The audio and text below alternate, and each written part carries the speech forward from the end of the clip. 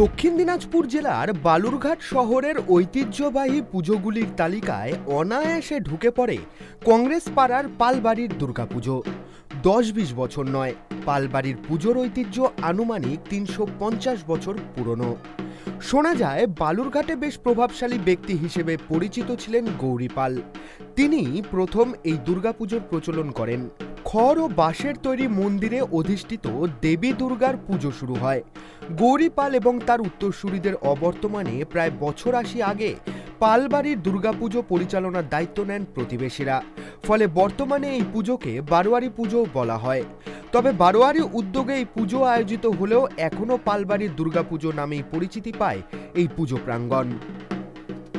এটা তো একদম পুরোপুরি আগে যারা ছিলেন ওনাদের অনুপাতে আমরা সবকিছু করছি, নিয়ম মেনে পঞ্জিকা অনুপাতে সবকিছু হয়। ভীষণ নিয়মের মধ্যে টাইমটা ভীষণভাবে মেনটেন করা হয়।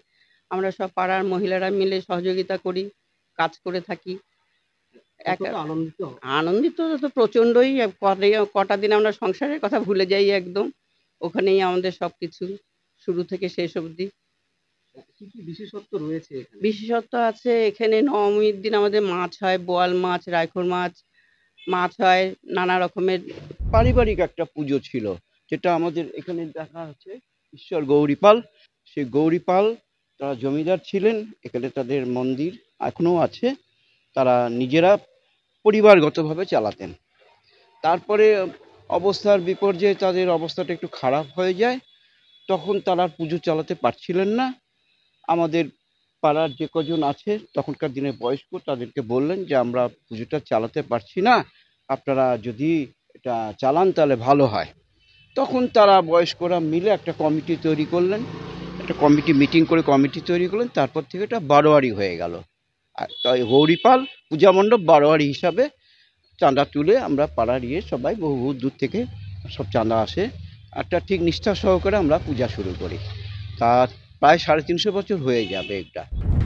এখানে উমার আরাধনা হয় ঘরের মেয়ে হিসেবে। ঘরের মেয়েকে নিবেদন করা হয় আত্রেই নদীর তাজা মাছ।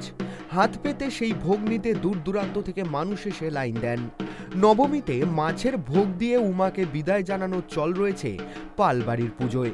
সেই মতো আত্রেই নদী থেকে তোলা হয় রায়খড় এবং বোয়াল মাছ, সঙ্গে জল ঢালা ভাত পান্তার আকারে মায়ের চরণে নিবেদন করা হয়। সেটি আবার ভোগ হিসেবে বিতরণ করা হয় দর্শনার্থীদের মধ্যে। এই মাছ পান্তা ভোগের স্বাদ পেতে প্রতি বছর স্থানীয় মানুষজন তো বটেই, বহু দূর দূরান্ত থেকেও প্রচুর ভক্তের সমাগম ঘটে পালবাড়ির পুজো প্রাঙ্গণে। পুজো কমিটির তরফে জানানো হয়েছে আজও পূর্বপুরুষদের আমলের রীতি চালু রয়েছে। দশমীতে পুজো মণ্ডপে 500 থেকে 1000 ভক্তের সমাগম ঘটে। সকলের হাতেই তুলে দেওয়া হয় প্রসাদ। রীতি পালনের পরেই বিদায় জানানো হয় দেবী দুর্গাকে। প্রাচীন পুজো এটা বালুরঘাটের মধ্যে, এটা 350 বছর উপরে পুজো। এখানে আড়ম্বরটা সেরকম হয় না, কিন্তু পুজোর ইয়েটা নিষ্ঠা সহকারে হয়। পাড়ার লোক সহযোগিতা, বালুঘাটবাসীর সহযোগিতায় এই পুজো হয়।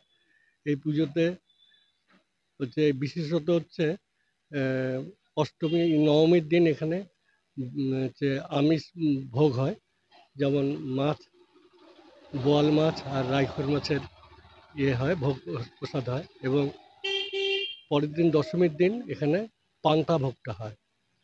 বহু দূর দূরান্ত থেকে এখানে পান্তা প্রসাদ খাওয়ার জন্য আসে। এর ইতিহাস তো সবাই জানে বালুরঘাটবাসী। কথিত রয়েছে এখানে নিষ্ঠার সঙ্গে দেবীর কাছে কেউ কিছু মানত করলে তা পূরণ হয়। শুধুমাত্র জেলাবাসী নয়, পাশাপাশি অন্যান্য জেলার মানুষরাও এখানে পুজো দিতে আসেন ও মানত করেন। এছাড়াও প্রতি বছর পুজোর সময় এলাকার বহু মানুষ নিজ নিজ মানত শোধ দিতে সোনার গয়না, দেবীর পরিধেয় বস্ত্র এবং পুজোর নানা উপকরণ নিয়ে হাজির হন এখানে।